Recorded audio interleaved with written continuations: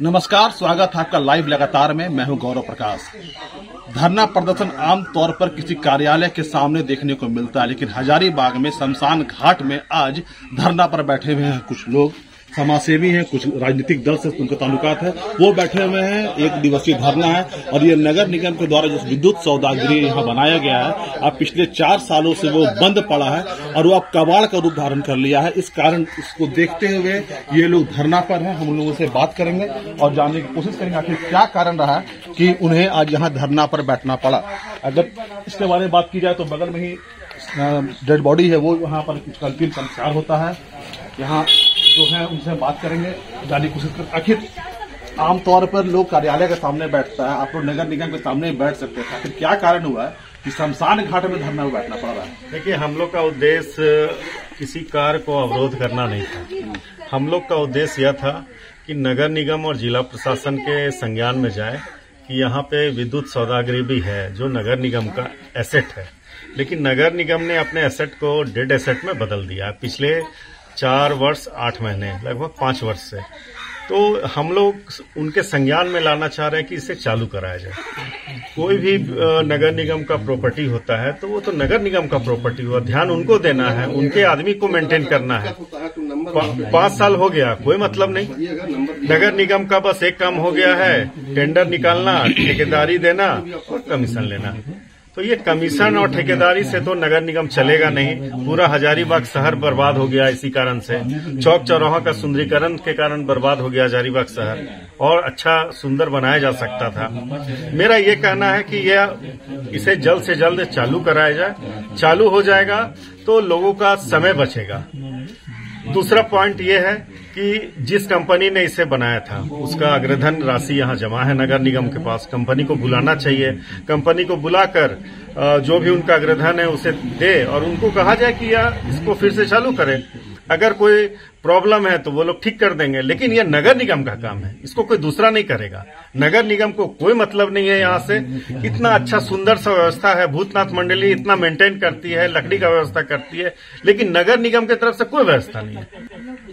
सुंदर लाइट लगना चाहिए था, इस पार्क को डेवलप करना चाहिए था, नगर निगम का कोई ध्यान नहीं है। क्या चाहते हैं? हम लोग चाहते हैं कि यह विद्युत सौदागृह जो 1.5 करोड़ से ऊपर के राशि से बना है, इस एसेट को फिर से चालू किया जाए और जनता को समर्पित किया जाए। आपका ताल्लुकात भारतीय जनता पार्टी से भी है और यहाँ पर बोर्ड देखा जाए तो यशवंत सिन्हा के नाम पर बोर्ड, तो नहीं लगता नहीं है कि पार्टी को भी इस बात को लेकर कुछ न कुछ? नहीं, हम लोग यहाँ बैठे हैं, सभी दल के लोग हैं, जेएमएम से हैं, कांग्रेस से हैं, भाजपा से हैं, संघ से हैं, सभी सामाजिक संगठन से हैं।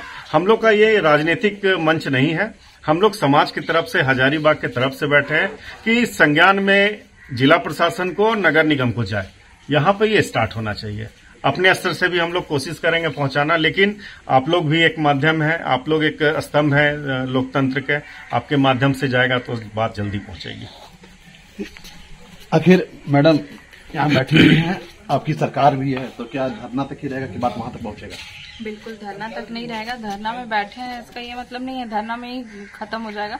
सरकार तक बात जाएगी। पहले अनुपम जी ने पहले भी कहा है कि वो सरकार तक बात ले भी गए थे, यहाँ के नगर निगम के सचिव को भी उन्होंने कहा है। तो फिर देखिए, बात तो है ऐसा कि 5 साल से खराब पड़ी हुई है और सरकार बने हुए सिर्फ कोरोना काल में, तो अब 2 साल तो बीत ही गया, उससे पहले से ही खराब है। और जो हमारी मेयर है तो वो रोशनी तिर्की है और बीजेपी से ही आई हैं वो।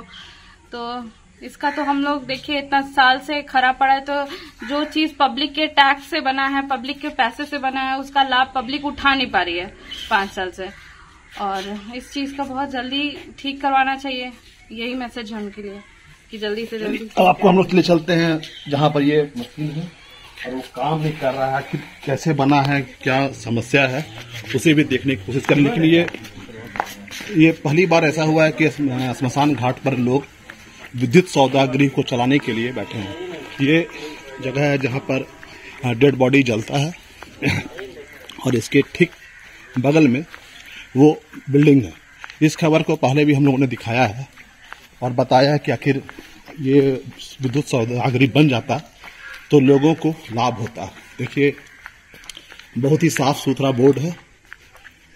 यशवंत सिन्हा भारत सरकार के मंत्री जब थे उस समय इसका उद्घाटन किया गया और अंजलि कुमारी भी उस समय नगर निगम की अध्यक्ष थी। इसके अलावा यहाँ पर इसके अलावा जनरेटर भी है। वो जनरेटर है ये जनरेटर में वो जनरेटर भी रूम दिखाते हैं आपको। उसके बाद अंदर का सौदागृह है वो भी दिखाएंगे कि आखिर कितनी खराब स्थिति है। ये जनरेटर है, अंदर में सामान पड़ा हुआ है लेकिन कोई भी सामान उपयोग के लायक नहीं है। हम अब आपको अंदर ले चलते चैम्बर जहां पर विद्युत सौदागृह बनाया गया है और ये है करोड़ों रुपए की लागत से बनाया गया विद्युत सौदागृह। ये चैम्बर है जहां पर सौ डाला जाता है। पूरा व्यवस्था है, आप देख सकते हैं पूरा ये व्यवस्था तैयार है, लेकिन लापरवाही के कारण ये सिस्टम जो है चालू नहीं है। अगर ये चालू होता तो कई ऐसे लोग आते हैं जो चाहते हैं कि विद्युत सौदागृह से अंतिम संस्कार हो, लेकिन उनकी ये इच्छा पूरी नहीं हो सकती है। अब ये चैम्बर है, अगर इस चैम्बर की खिड़की को, ये वो चैम्बर है जहां पर अंतिम संस्कार होता है, लेकिन नगर निगम के लापरवाही के कारण ये चालू नहीं है। ऐसा बताया जाता है कि इस विद्युत सौदागृह को बनाने में करोड़ रुपए खर्च किया गया था और महज 1 करोड़ रुपया कुछ लाश यहाँ पर जला है, डेड बॉडी जला है। उसके बाद ये काम करना बंद कर दिया गया। और विद्युत सौदागृह के बारे में बता दें आपको कि यहाँ पर बिजली बिल भी भेजा गया था और लगभग 50,000 के आसपास बिजली बिल था। बिजली बिल जमा नहीं करने के बाद कनेक्शन भी काट दिया गया।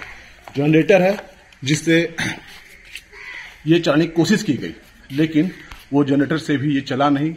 यहाँ के पदाधिकारियों ने कई बार इसे लेकर कंपनी को खत भी लिखा है, लेकिन कुल मिलाकर यही कहा जाए कि बड़ी लापरवाही के कारण ये विद्युत सौदागृह अब तक चालू नहीं है।